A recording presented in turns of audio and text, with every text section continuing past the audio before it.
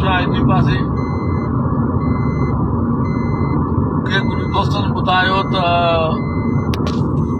Mister Sharjeel Memon साहब को TV ते press conference कई आहे त असां डॉक्टर नियाज़ खलाणी ऐं रियाज़ साहब सां राब्तो करे खेनि मोकिलियो हुयो त तव्हां वञी मालिकनि सां ॻाल्हायो। पहिरीं ॻाल्हि इहा त जॾहिं असां मालिकनि सां ॻाल्हाइण त विया ई कोन हुआसीं, असां मालिकनि सां ॾुख में शरीक थियण विया हुआसीं। हिकिड़ी ॻाल्हि इहा। ॿी ॻाल्हि इहा त अॼु ॾींहं ताईं शर्जील मेमण न मूं सां कॾहिं ॻाल्हायो आहे ऐं न ई अलाह जे फज़ल करम सां मूं ई हुन सां ॻाल्हाइण कॾहिं मुनासिबु सम्झो आहे। हा, बाक़ी असां जीअं रस्ते ते निकितासीं, असांजूं जीअं विडियोस जेको आहे एक्यूज़ असां वञूं था जेको आहे मालिकनि सां दुख में शरीक थियण, उन खां पोइ असां सां राब्तो थियो पुलिस अमलदारनि जो।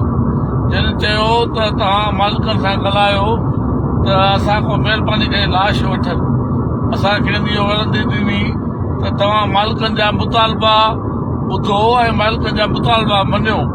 उन्हनि चयो त मालिकनि जा मुतालबा मञणु असांजे वस में न आहे।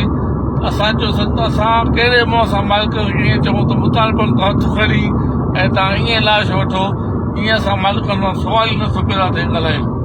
ऐं जॾहिं असां वञी पहुतासीं, असां उते जेका स्टेटमेंट रखीसीं मालिकनि जे आॾो, आम जे आॾो, ख़ल्क़ जे आॾो, उहे सभु असांजूं टीवी ते रिकॉर्ड थियल आहिनि। ऐं मालिकनि खे न मां, न रियाज़ साहब, न ई असांजा जेके बि खट GS जा, न को नवाज़ जेको आहे ज़ौर साहब, कंहिं बि ॿिए दोस्त इन बारे में को ज़िक्र ई कोन कयो त तव्हां हीअ लाश जेको आहे वठो। मालिकनि पाण पहिरियों जेको आहे सिधो असां चयो त असां लाश ओस ताईं न वठंदासीं जेसि ताईं असांजा हीअ मुतालबा कोन था तस्लीम कया वञनि। असां प्रेस जेको आहे टाक कंदे टीवियुनि ते असां जेको आहे चयोसीं त सिंध हुकूमत न अमल खे असां रद्द कयूं था, मज़म्मत कयूं था। ऐं असां हिकु लम्हे लाइ बि मालिकनि खे इशारतनि बि कोन चयोसीं त तव्हां लाश जेको आहे त वठो। तंहिं करे इहा ॻाल्हि शर्जील मेमन साहब जी हर सूरत में जेको आहे त सही कोन्हे। त हुन को असां सां राब्तो कयो या हुन चए त तव्हां असांजे बदिरां वञी ॻाल्हायो, अहिड़ी का ॻाल्हि शुकुर कोन्हे, अहिड़ी का ॻाल्हि कोन्हे। ऐं हक़ीक़त इहा त असां हिकु लम्हे लाइ बि मालिकनि खे इहा ॻाल्हि ईअं न चई आहे त तव्हां को लाश वठो। असां हर सूरत में, हर हाल में मालिकनि जेके बि मुतालबा रखिया आहिनि असां उते बि हिमायत कईसीं, हाणे बि हिमायत कयूं था।